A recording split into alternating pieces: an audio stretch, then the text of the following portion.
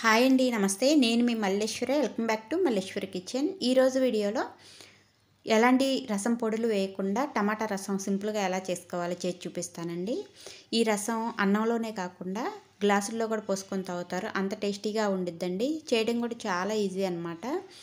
ఏదన్నా ఫ్రైలు చేసుకున్నప్పుడు లేదా పొట్టకి ఏదన్నా లైట్గా తీసుకోవాలనుకున్నప్పుడు సింపుల్గా ఇలా టమాటా రసం పెట్టి చూడండి, చాలా బాగుంటాయండి.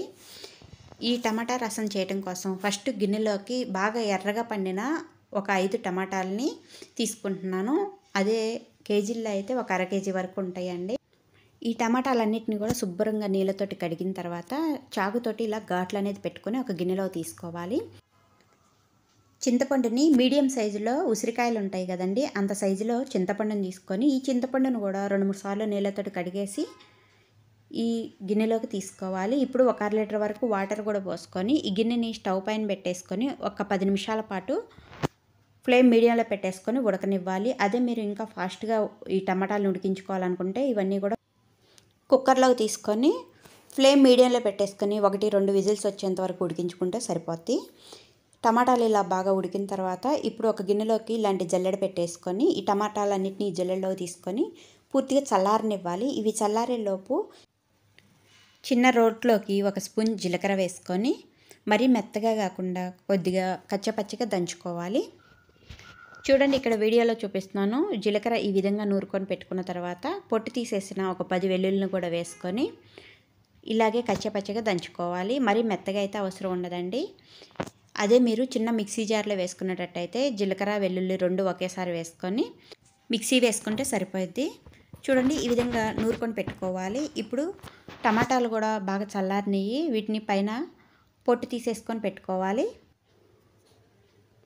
టమాటాలన్నిటికి కూడా ఇలా పొట్టు తీసేసుకున్న తర్వాత మిక్సీ జార్లోకి వీటన్నిటిని వేసుకోవాలి. వీటితో పాటు కొద్దిగా చింతపండును కూడా వేసి ఉడికించాం కదా, ఆ చింతపండును కూడా వీటితో పాటు వేసుకొని ఇంకా వాటర్ అనేది యాడ్ చేయకుండా మిక్సీ పట్టుకోవాలి. ఈ విధంగా మెత్తగా మిక్సీ పట్టుకున్న తర్వాత టమాటాలు ఉడికించంగా వాటర్ ఉన్నాయి కదా, ఈ గిన్నెలోకే మళ్ళీ అదే జల్లెడ పెట్టేసుకొని మిక్సీ పట్టిన టమాటా పేస్ట్ని అంతా వేసుకొని ఒక చిన్న గ్లాసు వాటర్ కూడా పోసుకొని ఈ రసాన్ని అంతా తీసి పెట్టుకోవాలి. మనం గరిటతోటి ఈ విధంగా అన్నట్లయితే ఆ ప్యూరీ అంతా కిందకి దిగిద్ది.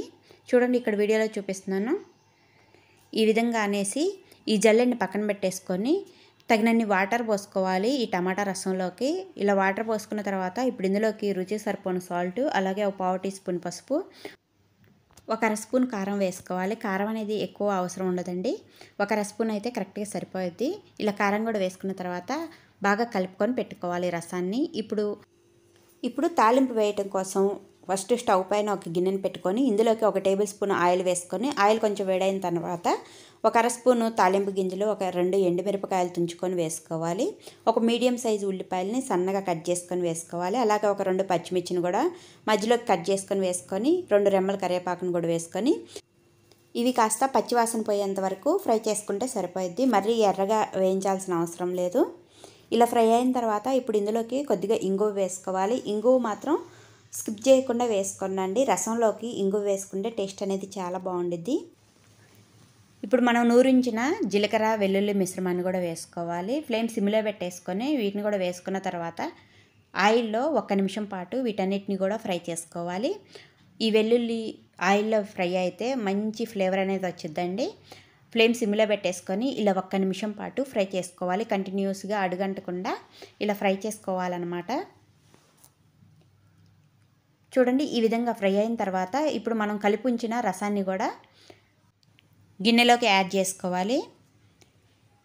ఇలా యాడ్ చేసుకున్న తర్వాత ఒకసారి గరిటెతోటి బాగా కలిపేసి ఇప్పుడు సన్నగా కట్ చేసి పెట్టుకున్న కొత్తిమీర వేసుకోవాలి. వేసుకొని ఫ్లేమ్ హైలో పెట్టేసుకొని ఒక 2 పొంగులు వచ్చేంత వరకు ఈ రసాన్ని కాగనివ్వాలి. ఇలా ఒక 2 పొంగులు వచ్చేంత వరకు కాగిన తర్వాత ఇప్పుడు స్టవ్ ఆఫ్ చేసుకుంటే వేడి వేడి టమాటా రసం రెడీ అండి. ఏదైనా ఫ్రై చేసుకున్నప్పుడు సింపుల్గా ఇలా రసం పెట్టి చూడండి. ప్రతిసారి ఇలాగే రసం ప్రిపేర్ చేస్తారు, అంత బాగుంటాయి.